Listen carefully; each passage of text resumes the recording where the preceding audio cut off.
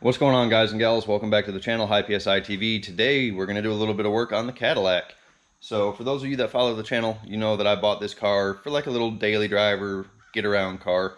Put some wheels on it, plan to bag it, but the stereo that's in the car right now is really lacking. So last weekend I put a new head unit in the car. I didn't do a video on it because I just kind of wanted to come out here and work. Sometimes that's just what I want to do. But there is absolutely no bass in the car at all with the factory speakers and stuff like that. So step number one for me is going to be putting some subs and an amp in this car. So what I want to do today is just go over the basics of how to install a car audio amplifier in your vehicle. And this is pretty much universal across the board. So let me show you what I got. So here we have from Scar Audio the RP2001D. So this is a amplifier that is designed specifically for running subwoofers down to 1 ohm, and it's 2000 watts at 1 ohm. Comes with a little install kit, and what I didn't bring inside yet is the subwoofers because they are really heavy.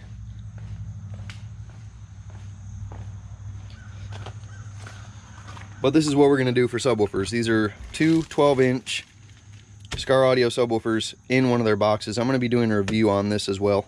So this is a really basic amplifier. You have ground, remote, power, some speaker inputs, and then on the other side your RCA connections and a few adjustment dials. So like I said, this will be just a quick install video of how to hook up an amplifier, the 5 or 6 wires that you're going to need to do it, and we're going to do it to the Cadillac.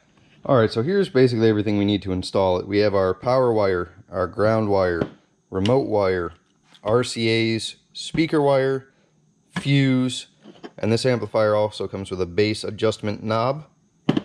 And then this is some extra stuff I brought because I'm going to be putting another battery in this car as well.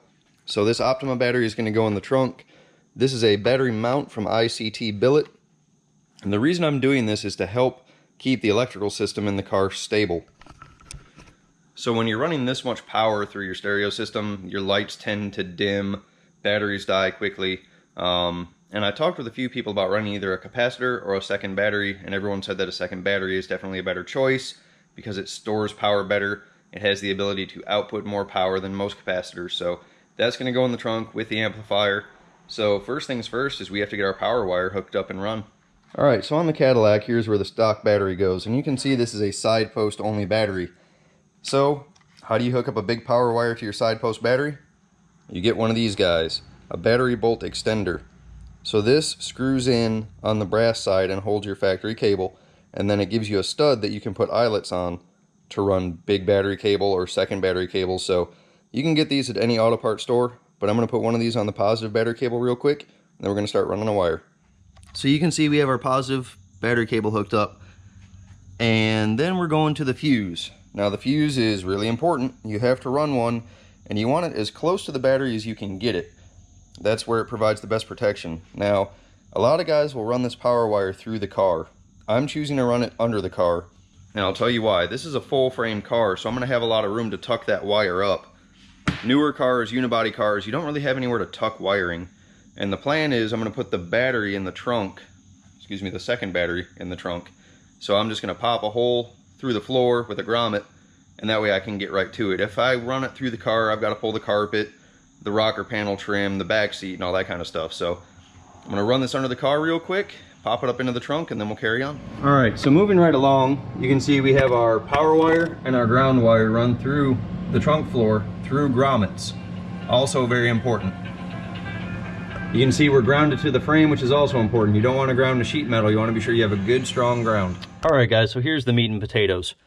Basically what we have is a second battery in the trunk and the amplifier mounted up on the back seat firewall, I guess you would call it. So real simple, positive to positive, negative to negative, remote wire, and 2 speaker wires on this side of the amp.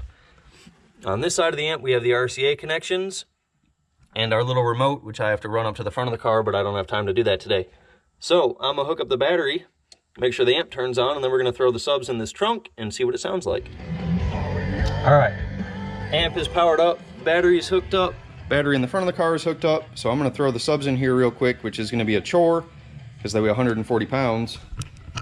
And then all you have to do is hook up your speaker wires. Now, in a later video, I'll get into ohm load and how to bridge speakers in and stuff like that. I haven't done it for a long time. Technology is way different. Back when I was doing this, it was hard to get a 1 ohm stable amp, which is what this one is. So I'm gonna throw these subs in there, hook them up, and let's see what it sounds like.